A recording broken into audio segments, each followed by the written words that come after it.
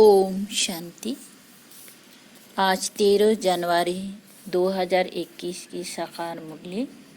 ज्ञान सागर, आनंद का सागर, खुशियों का सागर शिव बाबा कहते, मीठे बच्चे तुम्हारे मुख से सदैव ज्ञान रत्न निकलना चाहिए। तुम्हारा मुखड़ा सदैव हर्षित रहना चाहिए। प्रश्न: जिन बच्चों ने ब्राह्मण जीवन में ज्ञान की धारणाएं की हैं, उनकी निशानियां क्या होंगी? क्या होंगी? बाबा ने उत्तर में बताया, उनकी चलन देवताओं मिशल होंगी, उनमें देवी गुण की धारणा होगी। 2, उन्हें ज्ञान का विचार सागर मंथन करने का अभ्यास होगा। वे कभी आसुरी बातों का अर्थात किचड़े का मंथन नहीं करेंगे। 3, उनके जीवन से गाली देना और ग्लानि करना बंद हो जाता है। 4, उनका मुखड़ा सदा हर्षित रहता है। ओम शांति। बाप बैठ समझाते हैं ज्ञान और भक्ति के ऊपर। ये तो बच्चे समझ गए हैं, भक्ति से सद्गति नहीं होती है और सतयुग में भक्ति होती ही नहीं। ज्ञान भी सतयुग में मिलता नहीं। कृष्ण ना भक्ति करते हैं ना ज्ञान की मुरली बजाते हैं। मुरली माना ही ज्ञान देना, गायन भी है ना। मुरली में जादू तो जरूर कोई जादू होगा ना। सिर्फ मुरली बजाना वे तो कमन फकीर लोग भी बजाते रहते हैं। इस मुरली में ज्ञान का जादू है।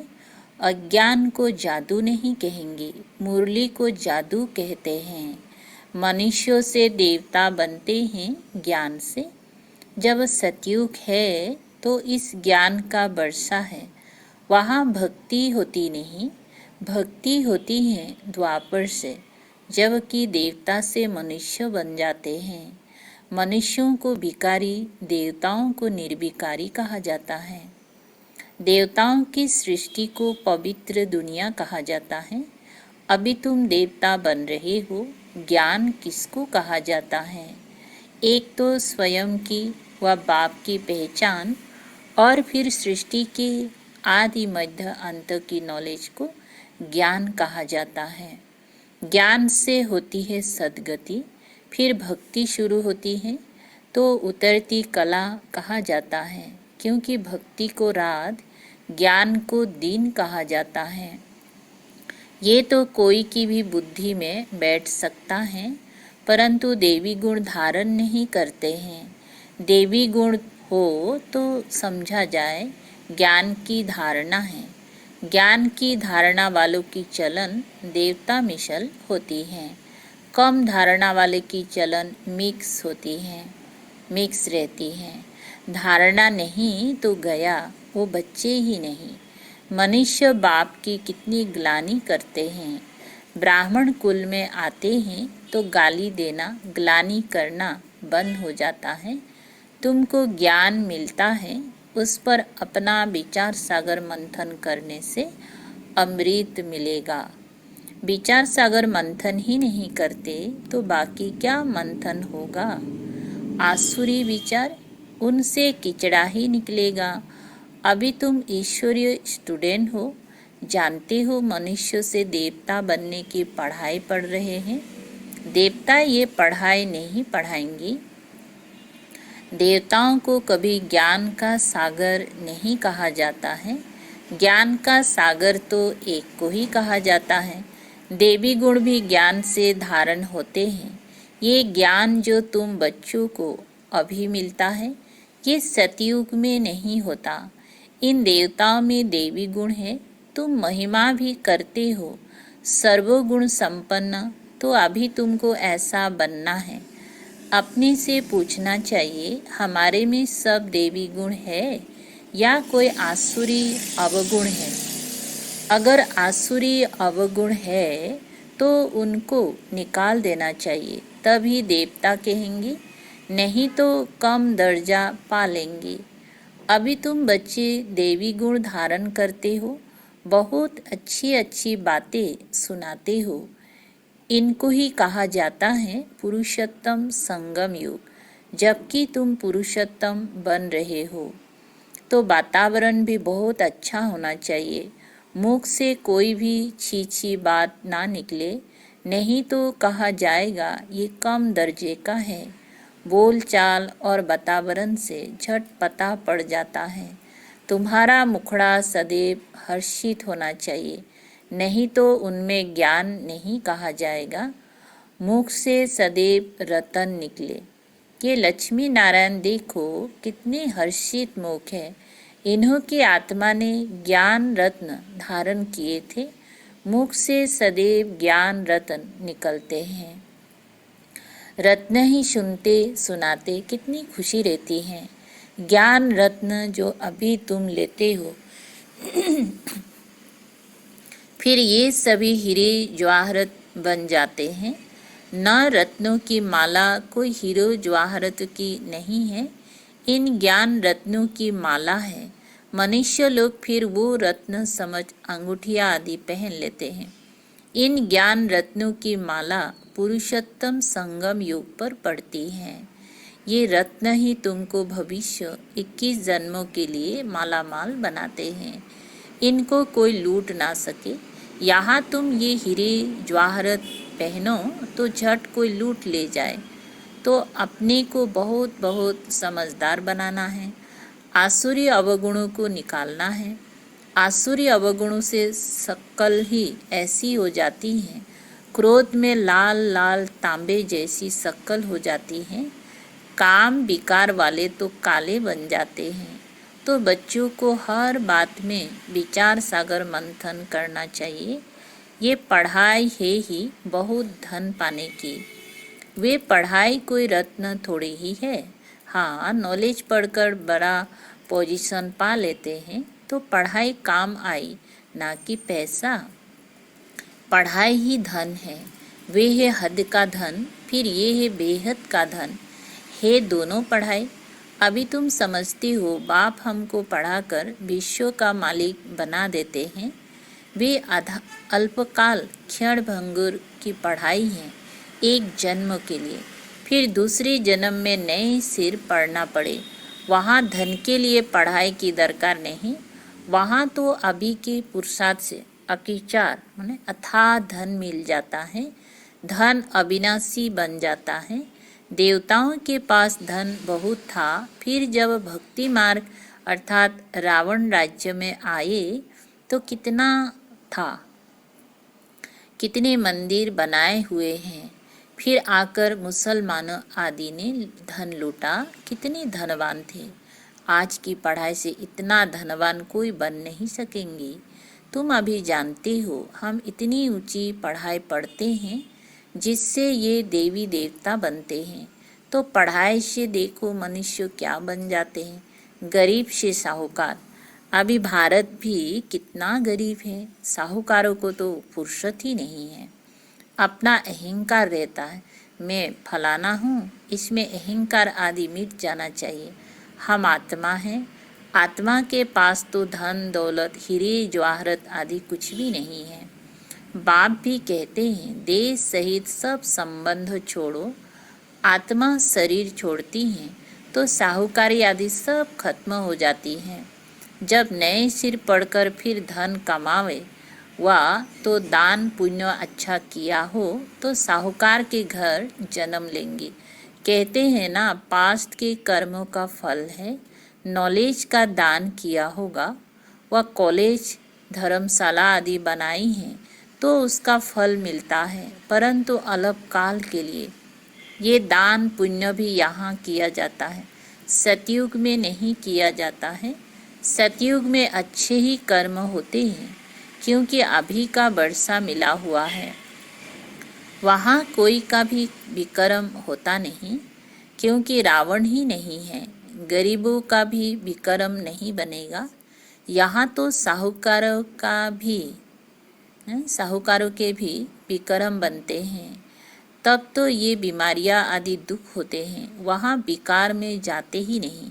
तो विकर्म कैसे बनेंगे? सारा मादार है कर्मों पर। ये माया रावण का राज्य है, जो मनुष्य विकारी बन जाते हैं। बाप आकर पढ़ाते हैं निर्विकारी बनाने के लिए। बाप निर्विकारी बनाते हैं, माया फिर विकारी बना देती है।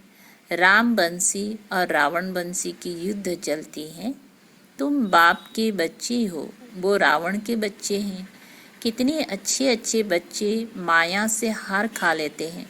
माया बड़ी प्रबल है, फिर भी उम्मीद रखते हैं। अधम से अधम का भी उद्धार करना होता है ना। बाप को तो सारे विश्व का उद्धार करना होता है। बहुत गिरते हैं, एकदम चट खाते में अधम से अधम बन जाते हैं। ऐसे का भी बाप उद्धार करते हैं। अधम तो सब है रावण राज्य में, परंतु बाप बचाते हैं, फिर भी गिरते रहते हैं तो बहुत अधम बन जाते हैं। उनका फिर इतना चढ़ना नहीं होता है। वो अधमपना अंदर खाता रहता है। जैसे तुम कहते हो अंतकाल जो स्त्री सिमरे न, उनकी बुद्धि में वो अधमपना ही आता रहेगा। तो बाप बैठ बच्चों को समझाते हैं, कल्प कल्प तुम ही देवता बनते हो। जानवर बनेंगे क्या? मनुष्य ही बनते हैं और समझते हैं। इन लक्ष्मी नारायण को भी नाक कान आदि है, मनुष्य है ना, परंतु देवी गुण वाले, इसीलिए इनको देवता कहा जाता है। ये ऐसा सुंदर देवता कैसे बनते हैं, फिर कैसे गिरते हैं, इस चक्र का तुमको मालूम पड़ गया है। जो विचार सागर मंथन करते होंगी उनको धारणा भी अच्छी होगी। विचार सागर मंथन ही नहीं करते तो बुद्धू बन पड़ते। मुरली चलाने वालों का विचार सागर मंथन चलता रहेगा। इस टॉपिक पर ये समझाना है, ऑटोमेटिकली विचार सागर मंथन चलता है। फलाने आने वाले हैं, उनको भी उल्लास से समझाएंगे। हो सकता है कुछ समझ जाए, भाग्य पर है। कोई झट निश्चय करेंगी, कोई नहीं करेंगी, उम्मीद रखी जाती है। अभी नहीं तो आगे चलकर समझेंगी जरूर। उम्मीद रखनी चाहिए ना। उम्मीद रखना माना सर्विस का शौक है, थकना नहीं है। भल कोई पढ़कर फिर अधम बना है, आता है तो जरूर उनको विजिटिंग रूम में बिठाएंगी। वह कहेंगी चले जाओ। जरूर पूछेंगी इतने दिन क्यों नहीं आए, कहेंगी माया से हार खा ली। ऐसे ढेर आते हैं, समझते हैं ज्ञान बहुत अच्छा था, परंतु माया ने हरा दिया। स्मृति तो रहती है ना। भक्ति में तो हारने और जीतने की बात ही नहीं रहती। ये नॉलेज धारण करने की है। अभी तुम बाप द्वारा सच्ची गीता सुनते हो, जिससे देवता बन जाते। बिगर ब्राह्मण बने देवता बन नहीं सकते। क्रिश्चियन, पारसी, मुसलमानों में ब्राह्मण होते ही नहीं। ये सब बातें अभी तुम समझते हो। तुम जानते हो अल्प को याद करना है। अल्प को याद करने से ही बादशाही मिलती है। जब भी तुमको कोई मिले बोलो अल्फ अल्लाह को याद करो। अल्फ को ही ऊंच कहा जाता है। अंगुली से अल्फ का इशारा करते हैं ना। अल्फ को एक भी कहा जाता है। एक ही भगवान है, बाकी तो सब है बच्चे। बाप तो सदैव अल्फ ही रहते हैं। बादशाही करते नहीं, ज्ञान भी देते हैं, अपना बच्चा भी बनाते हैं। तो बच्चों को कितनी खुशी में रहना चाहिए।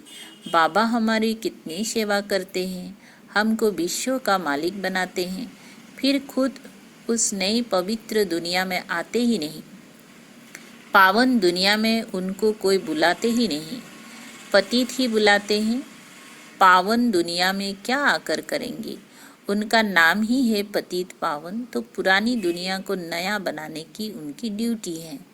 बाप का नाम है शिव और शालिग्राम बच्चों को कहा जाता है। उनकी पूजा होती है। शिव बाबा कहे सब याद करते हैं। दूसरा ब्रह्मा को भी बाबा कहते हैं।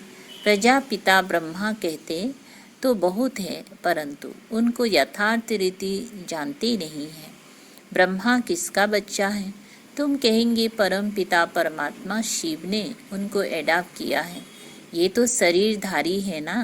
ईश्वर की औलाद सब आत्माएं हैं। सब आत्माओं को अपना अपना शरीर है, अपना अपना पार्ट मिला है जो बजाना ही है। आदि मध्य अंत नहीं, मनुष्य सुनते हैं।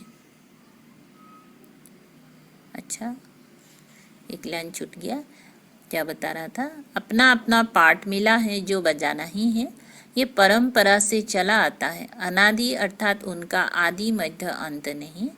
मनुष्य सुनते हैं, एंड होती है तो फिर पूछते हैं कि फिर बनेंगी कैसे। बाप समझाते ये अनादि है, कब बने हैं ये पूछने का ही नहीं रहता। प्रलय होती नहीं, ये भी गोफड़ा लगा दिया है। थोड़े मनुष्य हो जाते हैं, इसीलिए कहा जाता जैसे प्रलय हो गई।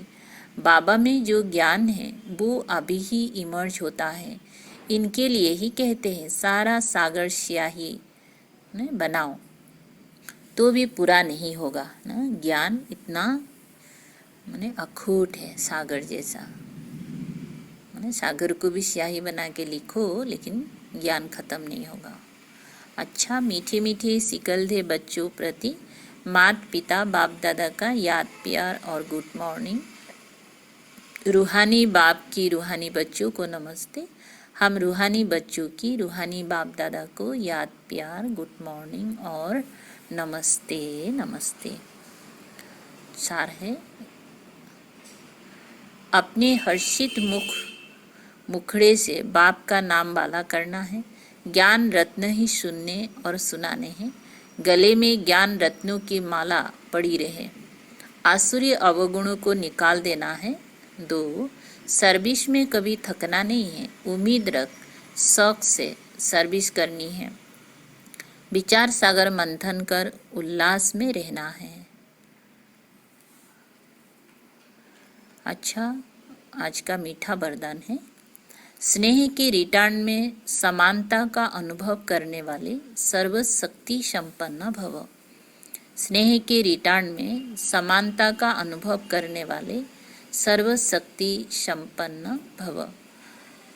विस्तार, जो बच्चे बाप के स्नेह में सदा समाये हुए रहते हैं उन्हें स्नेह के रेस्पॉन्स में बाप समान बनने का वरदान प्राप्त हो जाता है। जो सदा स्नेह युक्त और युग युक्त हैं वो सर्व शक्तियों से संपन्न स्वतः बन जाते हैं। सर्व शक्तियाँ सदा साथ है तो विजयी हुई पड़ी हैं। जिन्हें स्मृति रहती कि सर्वशक्तिवान बाप हमारा साथी है, वे कभी किसी बात से विचलित नहीं हो सकते। स्लोगन, पुरुषार्थी जीवन में जो सदा संतुष्ट और खुश रहने वाली है वही खुशनसीब है। पुरुषार्थी जीवन में जो सदा संतुष्ट और खुश रहने वाले हैं वही खुशनसीब है। अच्छा, ओम शांति। शुक्रिया बाबा, शुक्रिया।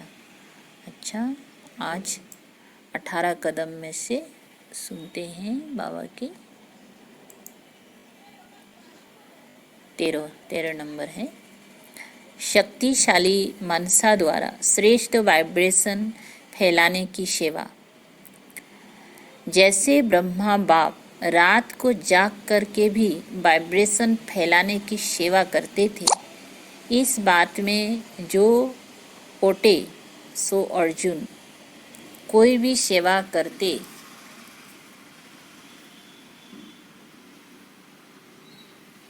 कोई भी सेवा करते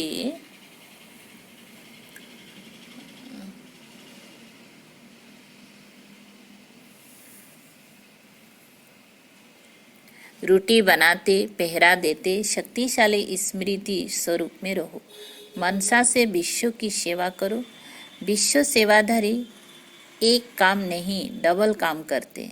स्थूल हाथ चलते रहें और मनसा से शक्तियों का दान देते रहो। गुण मूर्त बनकर सेवा करो तो डबल जमा हो जाएगा। अच्छा, ओम शांति।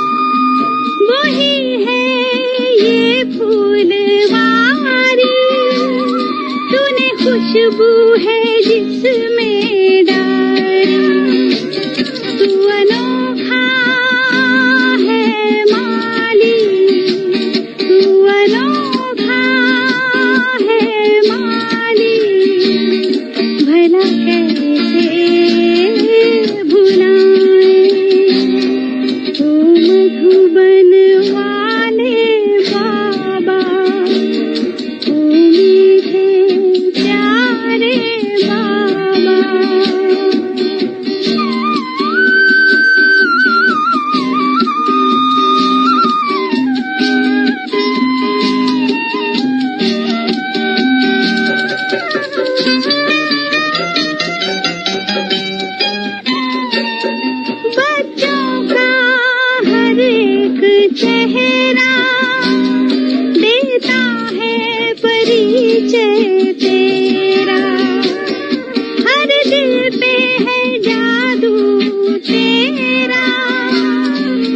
कहते हैं बाबा मेरा, तूने नाता ऐसा जोड़ा, तूने नाता ऐसा जोड़ा, भला कैसे भुलाएं। ओ मधुबन वाले बाबा, ओ मीठे प्यारे बाबा, तूने प्यार जो दिया है, तूने प्यार जो दिया है, भला कैसे भुलाएं। ओ मधुबन वाले बाबा, ओ मीठे प्यारे बाबा।